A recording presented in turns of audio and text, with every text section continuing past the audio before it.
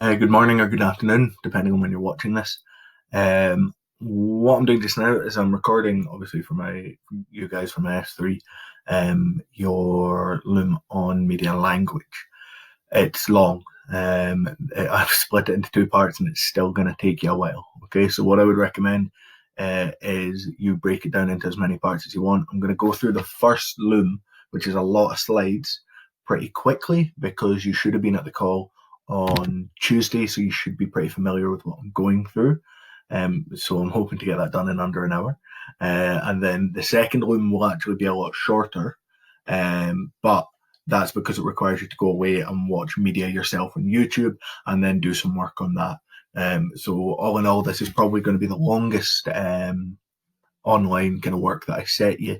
But it's because language is so important. I didn't want to skip over too much. I wanted to give you as much breadth and depth as I could so that what we were doing would make sense. Okay. I hope you're keeping well. I hope you are it's still raining. I hope you're not too bothered by the fact that it's raining. And yeah, let's get started. So there you go.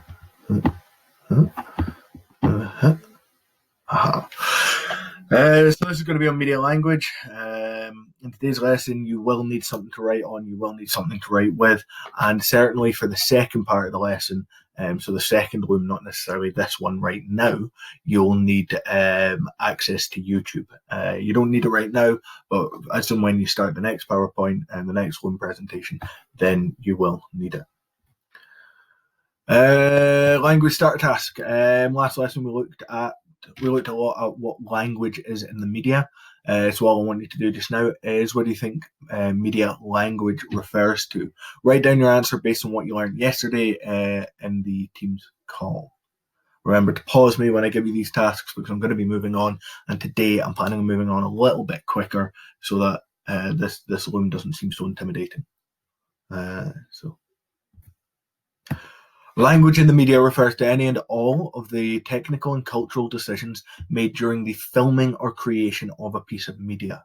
What you see and hear when viewing media is a result of the language. Now, it's important to bear in mind this doesn't include things like casting, which is it's more a decision that's made prior to the filming of a piece of media. It's still very relevant. It's still something you talk about, but it wouldn't count as media language. And what I would like you to do is, could you copy that down? Thank you. Cool. Our learning intention today is that you will learn what media language is and what some of the key areas of media language are. Your success criteria is that you should be able to identify different examples of media language at work, and you can describe what they are doing. I'd like it if some of you were, by the end of this, able to explain what the impact of some different examples of media language are. It's a little bit more challenging. It's not just describing what it's doing, not what it is, it's also describing what it's doing, sorry. So it is a bit more challenging, but that's what we're looking at. So anything in this lilac as we're going forwards, I will want you to copy down. There'll be one at the beginning of each kind of wee segment. So acting is the facial expressions, gestures, or body language that someone may have in a piece of media. It doesn't matter if it's a film or a poster or whatever it may be. Acting could, and this is where it gets a little bit more complicated, it could also take into account things like tone of voice, but you could also put that in sound. So just now we'll leave acting as facial expressions, gestures, or body language that someone might have in a piece of media. In media, as in life, this is particularly important. Being able to express yourself well matters. If you had just done something heinous, if you had just run over your neighbour's dog, which is always the example I go to, but if you had just run over your neighbour's dog and you went up to tell them and you had this big grin on your face and you sounded really happy when you're telling them this awful news, then your neighbour would one, think you did it deliberately, and two, worry about your mental health and stability. Our facial expressions and our gestures, our body language, our tone, it all matters because it all informs the other people, how we are feeling, what kind of mood we're in, what sense of ourselves we want to convey. Oh, you'll notice this is now vibrantly yellow. It's like a tennis ball. I decided that blue on a dark blue purple background wasn't showing up well enough, and so I came up with this monstrosity, but it seems to work. As I said, you're all human as far as I'm aware, so you should all already have some ability to interpret the most basic elements of acting, because it's the same as interpreting how your friends or family, peers, or people around you are feeling on a day-to-day basis. On the following slides, there'll be a picture or GIF. I want you to describe how the person looks and or what the person is doing. So with some of them, it'll all be about the facial expression that the person is holding. But for others, it might be about the physical thing that they're doing and how that plays out. Then what I want you to do is I want you to tell me what this might suggest about that person or situation. You don't have to do the first one. You can if you want. I will let it play through once or twice, but you don't have to do the first one. I will do it for you so that you understand what I'm asking. So, nice short GIF. You can ignore the captions, they're not relevant. Okay, I want you to ignore. Some of these will have captions. Ignore them. This isn't about what is being said in this PowerPoint. This is about the facial expressions. So, in this one, what do we see? What can we see? His forehead is all creased up, okay? He has scrunched up his face. You can see that around here. His brows are lowered. His eyes are narrowed. His jaw is thrust right forward. You can see that when he forms the F of father. His neck down here is very tensed, and he's backing away. Right? These are the main elements of acting. I'm not talking about the disheveled hair. I'm not talking about what he's saying, what he's wearing, or where he is. I'm purely looking at what he is doing. What does all of that tell us? It suggests anger. Maybe with a backing away. Oh, sorry. All of that, so I've taken away the backing away, suggests anger. He is furious. But the backing away perhaps suggests fear. He is angry, but he's also afraid. He doesn't want to be in the situation anymore, so he's leaving. Right? That's all acting is. It is conveying messages and emotions. And you could tell that. I would imagine there's no one sitting here watching this loom going, nah, I think he's happy. I think this has been a particularly good day for Malfoy, and he is in a great mood. You can all interpret the emotions. You all know what's going on. Okay? That's all it is when we're looking at acting. Mostly. So, this one I want you to do by yourself.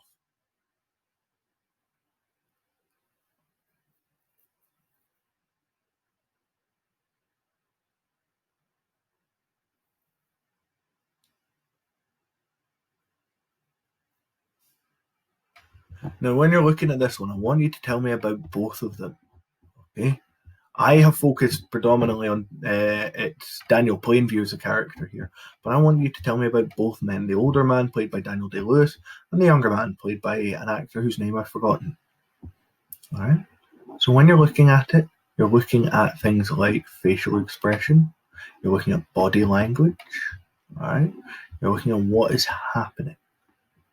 And what I want you to do is I just want you to write down, describe the acting and only the acting that is going on, and then just tell me what that might infer. In about 3 seconds, I'm going to go on to the next slide. Right, we've had plenty of time. Now, guys, by the way, I know I said I wouldn't, now I haven't. If you haven't quite got your notes down, just click it back, watch it again, click it back, watch it again. Because I can't just leave it playing for 10 minutes. It would be very boring for all of us. So, what do we see? Daniel Day-Lewis is standing over the younger man. He's yelling. His face is contorted in rage. You can see it. His eyes go very, very narrowed, and then he opens them wider towards the end. He's got complete. He's losing the plot. He is gesticulating quickly and violently. Gesticulating means it's the same as gesturing. It's moving your hands around. He presses his hand right up against the other man's face. Right? That's what we see. What does that tell us? These are all very violent actions. The yelling, the leaning in closer and closer, even standing over the younger man dominates power.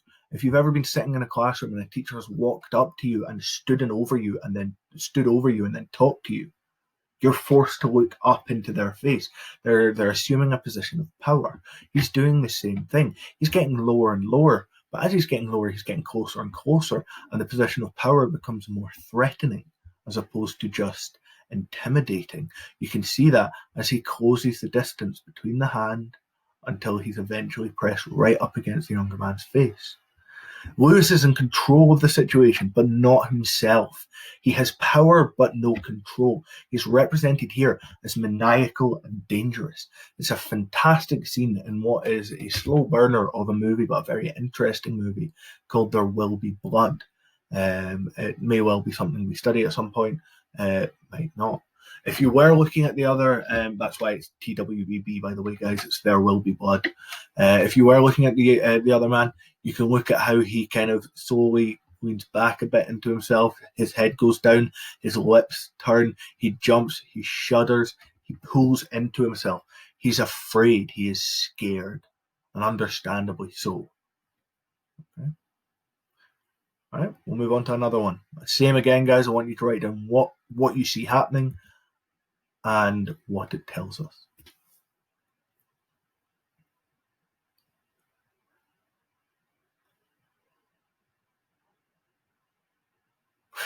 All right, this is from The Matrix. Okay. You have Neo, all right, played by Keanu Reeves on the left. You have Agent Smith, played by the same guy who plays Elrond. That's going to bug me, but I will remember, and then I will tell you on the right. And I want you to focus on, again, the acting. Now, acting, remember, more than just physical. Hugo Weaving, his name is Hugo Weaving, sorry. Acting is more than just physical facial expressions. These movements, all of this counts as acting. All right, it's far more obvious to interpret, I would hope, but I want you to tell me what we get from Neo on the left and what we get from Agent Smith on the right. Describe what they're doing, and then tell me what that tells us. I'm going to give it 2 more playthroughs from now, and then I'm going to click on 1, 2, 3. So, what can we see? We see violence. Okay. We see boredom from Neo. Okay, his facial expression. He's not engaged. He's not even looking at Agent Smith. One hand behind his back, turning side on. What does this tell us? It tells us he is very skilled. It tells us he is seeking to insult or belittle Agent Smith. It tells us he finds this easy. In contrast, Agent Smith, I'm going to go back. Agent Smith, you can see his teeth that are bared. His brow is completely furrowed. His temple, the veins in his temple are popping out.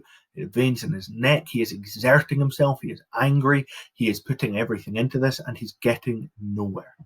Okay? So it shows insult and ease from Neo. He is completely at ease with himself. And exertion and anger from Agent Smith. And obviously the fact that it's a fight suggests maybe they don't like each other very much. Maybe. All right. So now we're going to move on and have a look at colour. Again, I want you to copy this down. Colour refers to the key, dominant, striking, or standout colours used in a scene.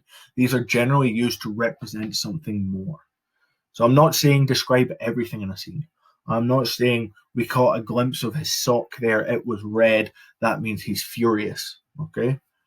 The things that are deliberately coloured in a way that is making them stand out, okay? Things that are coloured in a way that makes them stand out.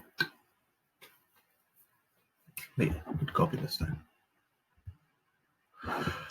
I'm not going to spend too much time on this. It's something that you will be generally familiar with, especially if you were in the conference call yesterday. A quick task to get you into the right frame of mind. What are the connotations of the colour red? What does that colour make you think? What does it suggest? If you saw a sign that was in red, what do you think it would be trying to warn you about? Giving the game away. Oh well. Write down your answers. Remember to pause the presentation if you need to. Red suggests evil, violence, pain, blood, and fire. So if you're looking at a sign, it might be a warning, as I said before, of some kind of danger, something to look out for. It could also suggest love and romance. This is how colour is used in media. It's used in a way that people can interpret easily. There'd be no point in using red to represent, I don't know, relaxation or tranquility or peace, because that's not how we understand it as people. As a race, we understand the color red for evil, violence, pain, blood, and fire. Certainly in the Western world, we do. Okay, you need to make sure that your media reflects that. We do also. I'm aware. Know that it could suggest love and romance, and that's where it comes down to your own judgment. All right. If someone hands over a dozen red roses to someone else, you're not to sit there and go, well, Mr. Corbett said it's violence and pain, so this person is clearly in a mood with that other one and they're going to, lay the smack down. Use your brain, make sure that you're interpreting it correctly. So, try it yourself. I'm not going to talk you through this one straight away. I'm going to give you a wee moment to have a look and tell me about the colour in this scene. It's a great scene. Do more than just the lightsaber. Tell me about what he's wearing as well. And you can even tell me about how the scene opens. Okay. Remember, describe what you see, then tell me what it does. Description, then impact. Right, moving on after this one. So, opens with darkness, opens with black. Okay, maybe suggesting evil or despair. The same when we look at Darth Vader's outfit. Okay, he's got long black cloak, black suit, black helmet, black gloves. No wee splashes of colour in there. No polka dots. No lilac. Right? We're going for something dark and evil. Sinister. Then you've got the red lightsaber. Again, using our knowledge, we're going to go, well, lightsaber's a weapon. Darth Vader's a pretty bad guy. I'm going to assume this isn't a romantic gesture. I'm going to assume that this is related to violence, danger, and pain. So the colour tells us what we need to know about this character. Okay? Don't know if I've got another one in here. Yes, I do. I'm not going to ask you to do this one, actually. I'm pretty sure one we did it the other day. We did, actually. But here you can see the same thing at work.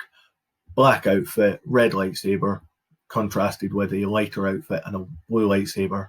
Anger and hostility, peace and tranquility. And you've got all of that here. If you weren't in the call, you can pause and read through this. But I'm going to keep going. Emails. Right, lighting. Lighting refers to, quite simply, how the set or piece of media is lit. Now, I do want you to copy that down, however obvious it may sound. This is, however, surprisingly complex. When we talk about lighting, we have to take into account source, quality, direction, intensity, and colour. I'm not saying you need to take into account all of them each time, but you need to think about them anytime you plan on commenting on lighting, in case it's relevant. So source means where's it coming from. If you are watching a found footage movie like the Blair Witch Project and they have a torch mounted on a camera, that torch becomes your source of light. Where it shines, you can see. Where it stops shining, you can't see. If you've ever played a game, there's survival game, online multiplayer survival games where it's nighttime and you're given kind of things like flashlights and you have to survive against the monster, the big evil. If you've played Battlefront 2 and Ewok Hunt, when you switch on the torch on your gun, that's all you can see, that cone of light. The torch becomes the source. In horror movies in particular, this is very important because it directs what we can see and more importantly, what we can't. Then we would talk about quality. Is it good lighting or is it poor quality lighting? If it's good quality lighting, it will illuminate the set clearly. If it's poor quality, you're again thinking horror movies where there's shadows, areas that are kind of fuzzy, grey, hard to see, hidden. Now, that's no accident. It's not that the lighting guy was really lazy. That will probably be done deliberately. Then you think about the direction. Where's the lighting coming from? What's the impact of this? If you have ever been on a stage and had a spotlight shined at you, or had someone shine a torch in your eyes, suddenly you can't see. You can't see out. The light is coming straight at you. You can't see anything but the light. Whereas if you then turn your back on it, you'll see your own silhouette and you'll see everything else lit up. And anyone standing looking at you will only see you as a silhouette. The direction of the lighting matters, and we will talk about that more as and when it becomes relevant. Intensity, is it bright or dim? This isn't the same as quality. Okay? Quality means how well lit is something. Can you see everything or not? It can be a dim light and still be very good quality. It could be a dim light that still keeps everything within your visual field. Equally, it could be a very, very bright light, but because the bright light is so bright or because the direction is off, it could result in a poor quality lighting where you still can't see very much. Finally, we have color. What color is the light? And that really does just come back to color. It's going to be the same kind of analysis we would do there. So, if we have a look. Whoa, it's almost like we've seen this one before. You look at lighting here, and if we were describing this, we would talk about, as I said, source, quality, direction, intensity, color. Source, lightsaber. Quality, medium, I'd say. Still quite a lot of shadow, but you can actually start to see everything. Just with a mist, it's maybe a little bit more difficult. Direction, this one doesn't have a direction. Because it's a stick, because it's like a glow, it just illuminates indiscriminately out. Okay, it radiates light, as it were. And that would be a good way to describe it. I'm going to keep flicking back so that I get the order right, by the way. Intensity. It's not particularly intense. You can look straight at it. It's not like it's sun, but it's not too dim either. I'd say it's kind of average. And then color. Color we've talked about with the red lightsaber. Evil, hatred, deathy, stabby, blood, etc. Okay. So I want you to have a go at this one. I want you to describe where the key, pardon me, areas of light are coming from, and what that does. I want you to think about when these characters come in. Where is the light? What does it do to those characters? How do they look? Right. Equally, how might the light in a game like this serve the character? You could think about. Who's at the advantage and disadvantage here in terms of light? These are the things you could think about. All right, hopefully you've got that done. Or hopefully you've paused it and done that, and now I can go on. So the main source of light comes from the doorway. All right. It's poor quality. Okay, we can't see much detail. There's lots of shadows because it's only coming in from one side. Anything that obstructs the light then casts a long shadow coming out. The color is grey. The color of the whole scene is grey. That's perhaps more to do with color than the lighting in this in this instance, but we'll still talk about it. The direction of the light is coming in towards the camera, towards us, and the intensity is fairly low. Right? Although it is bright around the doorway, that's probably just because it's the only area of light. The windows aren't even that, aren't even giving in that much light. Pardon me. And the impact of this is that the scene is grey and drab and lifeless. The enemies appear as dark, shadowy, silhouetted figures. On a practical note, the hero can perhaps conceal herself. When I said who does the light benefit, it's an interesting one. They will be coming in from the light, and these are the kind of things you want to think about. They'll be coming in from the light, and their eyes will be adapting to the dark. You'll see they come in quickly, and then they slow. Okay? Their eyes will suddenly need to adapt to the dark as they come in past the ring of light. She, on the other hand, will be adapted to the dark from being in the dark. So perhaps the light benefits her. It also holds them in a silhouette against the lighter areas, meaning that if she is to try and wage some kind of attack, she knows exactly where they are. These would be the thoughts. Right, this one. Again, source, color, quality, intensity, and direction. Remember what we said when we're talking about the direction of the lightsaber.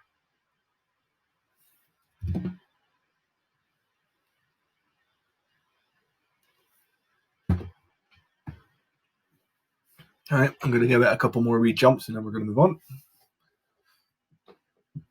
That'll do. So, the source is the lanterns. They are all around. Quality is high. We can see everything. Right? We can see lanterns way off in the distance. We can see the lanterns reflected on the lake. We can see strands of Rapunzel's hair, petals of flowers. We can see everything. The detail is very good. The direction is all over. Okay, it isn't from one lantern. It's an all-over light. The light radiates from each lantern, and the lanterns appear to be everywhere. The color is golden, and the intensity is low with a warm light. Okay? Warm could have been a golden, perhaps. But the impact here is that the hero is encircled in warm golden light. It's a clam. It's not a clam, Mr. Corbett. It's a cam. It's a good thing this is media and not English, otherwise I'd be very embarrassed. It is a calm, tranquil, happy scene with a wondrous mood and tone. Okay? Makes sense? Moving on. Moving on to props. Copying this down, remember. Props are the items that characters interact with. There's a little bit more to it than this. All of these definitions, by the way, are a little bit simplified.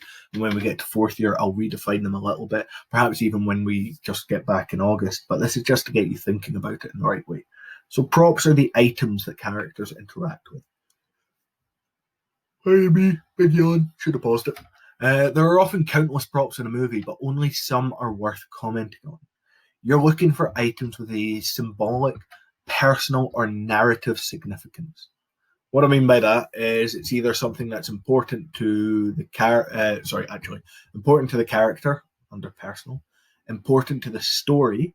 So if someone has a gun and someone else does not have a gun, that's probably important to the story.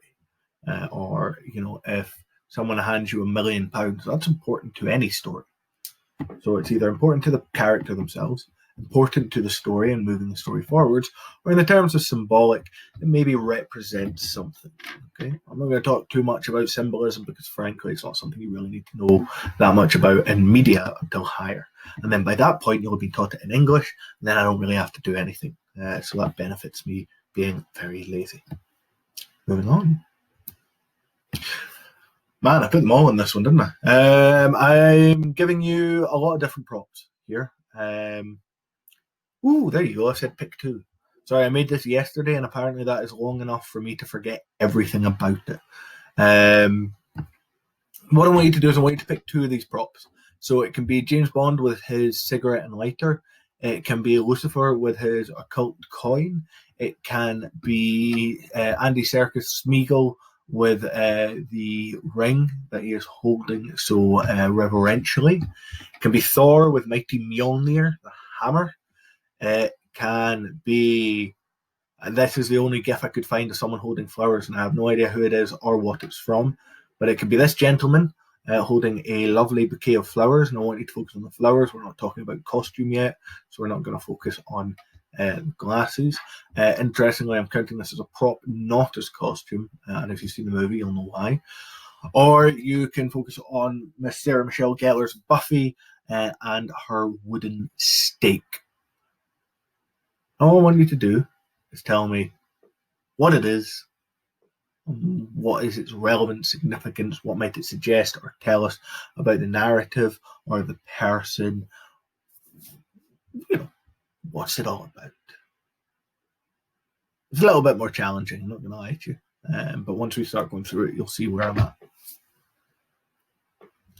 You're going to give you another few. Actually, I'll give you about another 20 seconds because I want you to do two and I want you to have time to play this through kind of as many times as you need to.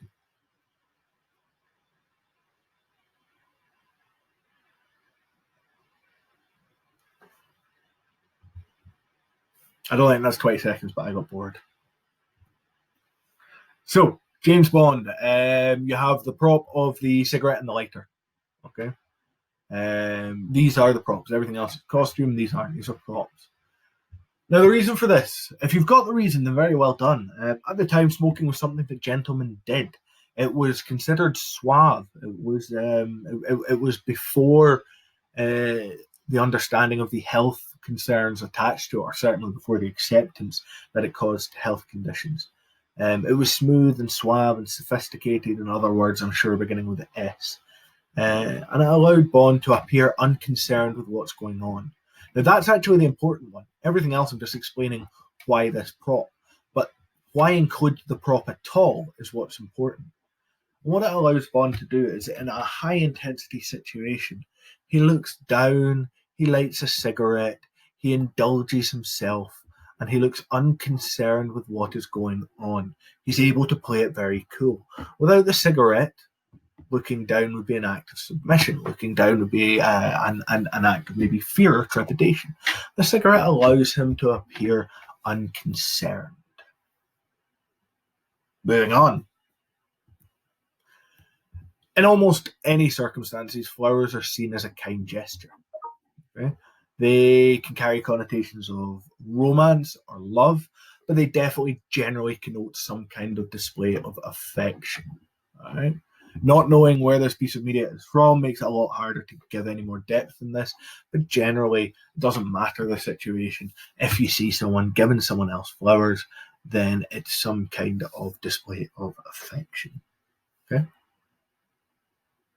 Moving on. I said a little bit more challenging, but hopefully you managed. A ring, especially a simple gold bond. Oh, come on, Mr. Carpet. Especially a simple gold band represents commitment, love, and an unbreakable bond. Okay. It's like a wedding band. That's what we would generally assume a ring like that to be, a wedding band or a wedding ring.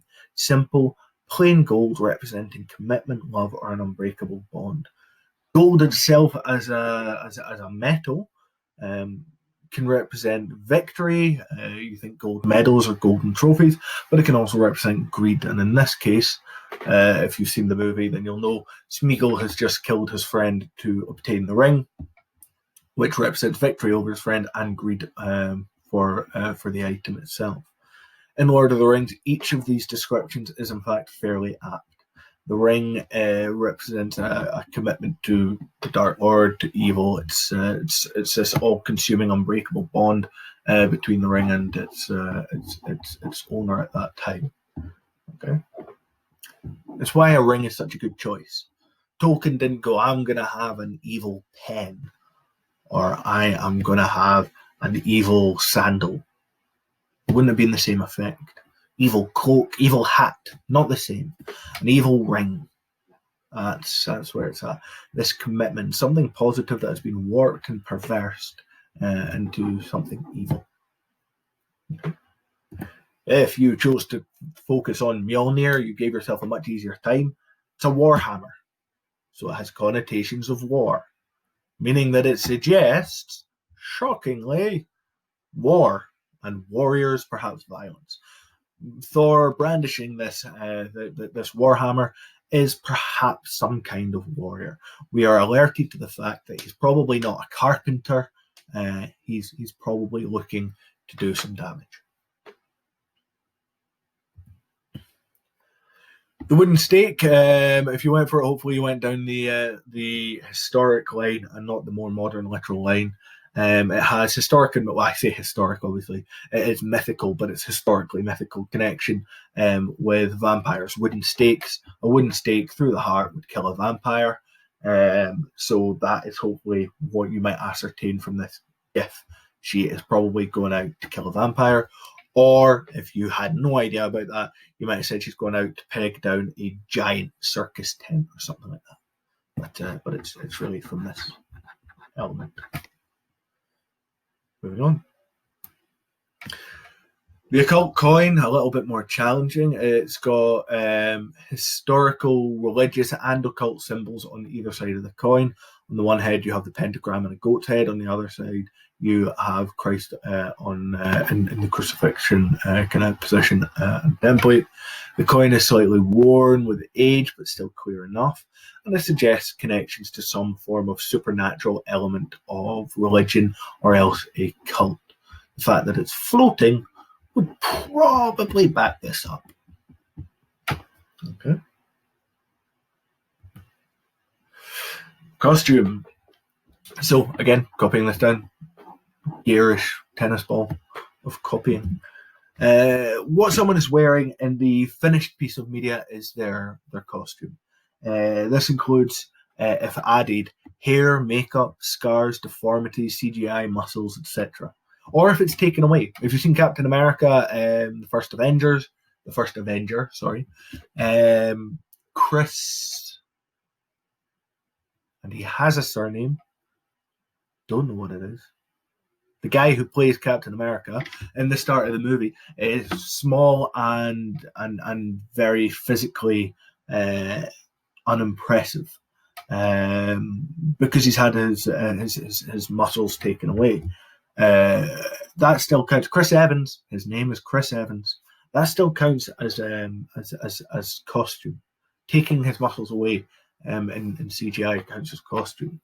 Okay, so let's have a look. Remember to copy that bit down. When we're looking at costume, we're looking again at what we can learn from a piece of costume. So we'll describe it, and then we'll think about what it might tell us about maybe setting, time, or place. If someone's in a spacesuit, are they going to be in McDonald's drive-thru, or are they going to be somewhere else? If someone is in a spacesuit, are you going to expect to see them in 1400s France? Or are you going to expect to see them in a different time? It might tell us a little bit about their character, as in their personality.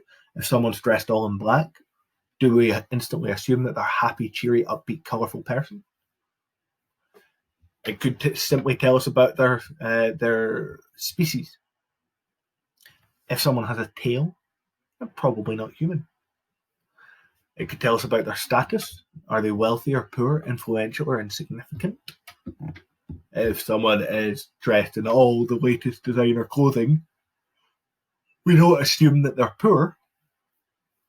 And it could just tell us about their job. If someone is dressed in a spacesuit, probably an astronaut. On the next slide, I've selected several characters in different costumes. What might you assume about each character based solely on what they are wearing? Okay, so all I want you to do is tell me about the characters based on what they are wearing. And I do want you to do all of them. So, Mad Max and the guy whose name I'm not even going to try and remember. We have Suicide Squad and Harley Quinn. And we have Avatar and that character. So I want you to firstly describe what you see. Do not talk to me about the bat. The bat is not costume. Bonus points if you can write down what you think the bat is. It's not costume. What other things are? Not costume.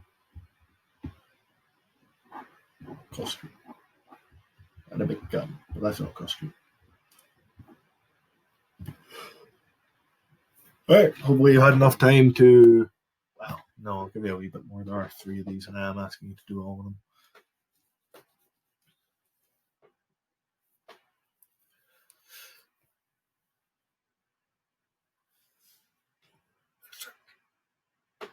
Big stretch. There we go. Right, okay, now I am going to move on. If you need to obviously see this a bit more, click back. That's the thing to do. So we have Harley. Her makeup. Let's start with her makeup for costume. Makeup counts. It's excessive, it's bright, it's unusual, but it is done well. Her hair is multicolored. Red. Proofread your work, guys. It's always worth it. Her hair is multicolored with red and blue highlights. Her jewelry is spiked. Her clothing is in her own style. It's personalized. Daddy's Little Monster.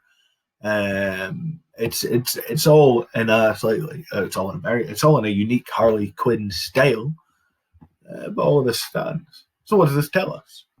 She's strong, she's unique, striking personality, dangerous. Now I'm not looking at the bat for dangerous. I'm looking at spiked jewelry. I'm looking at rings that could double up as a knuckle duster. Right, these are the things that I'm going for dangerous. Perhaps a little bit deranged. The hair colors with the excessive makeup, with the heart, with the whole ensemble, even taking away the bat, maybe a little bit deranged. Okay. We on to this scary dude. Again, we'll look at the makeup. Pale red eyes. Under there, we've got red. They're pale, kind of sickly yellowish eye, kind of eyes themselves. Dark eyelids. His teeth are exposed and seem to be bolted in, which is odd. Certainly not normal. Hair, it seems to be long and white, but interestingly, given everything else that's going on here, it's well kept. And then we'll talk about his actual costume itself. So that's all kind of more makeup-y.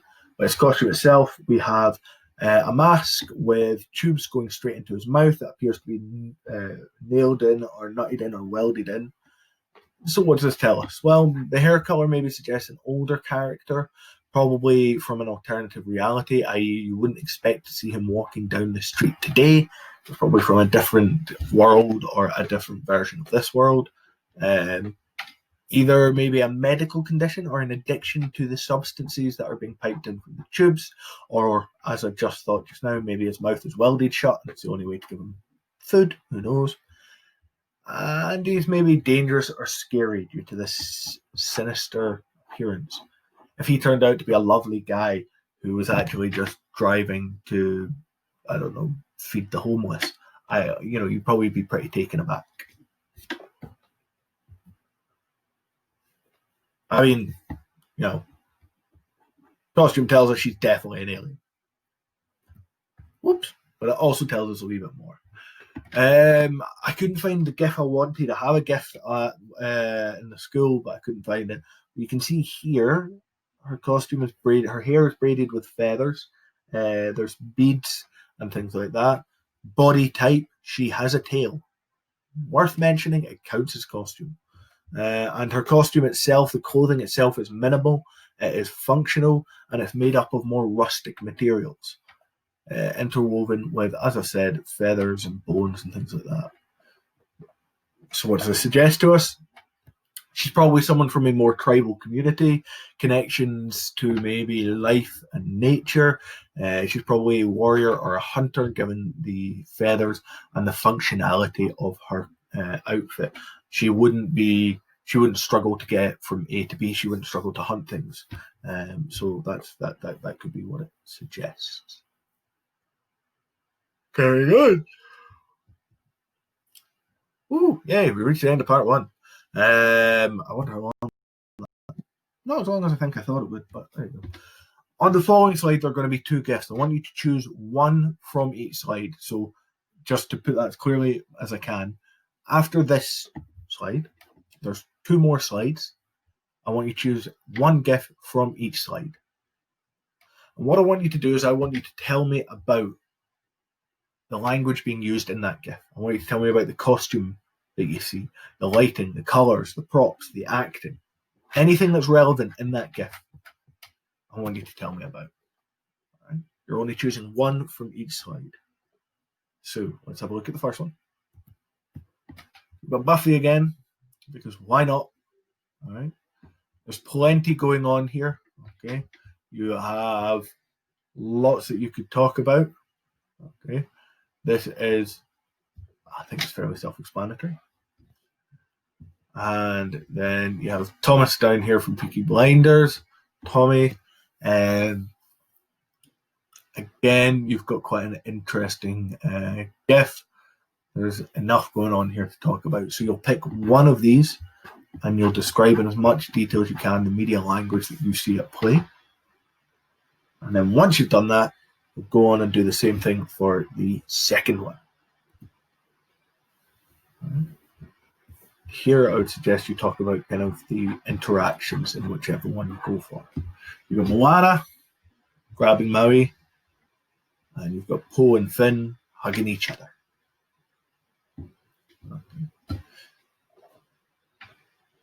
Once you've done that, I suggest you have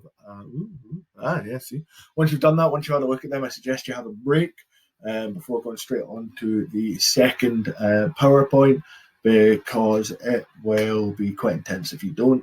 In the second PowerPoint, we are going to look at sound and setting. I've condensed it down a bit. We'll do a lot more of it in school, but it will just give me the opportunity to go through sound and setting with you. Okay. Hopefully you don't have any questions. If you do have any questions, just let me know and I will happily answer them for you. I hope you're keeping well, and yeah, I will see you in, for me, moments, because I'm about to start the second PowerPoint now. Have a good one.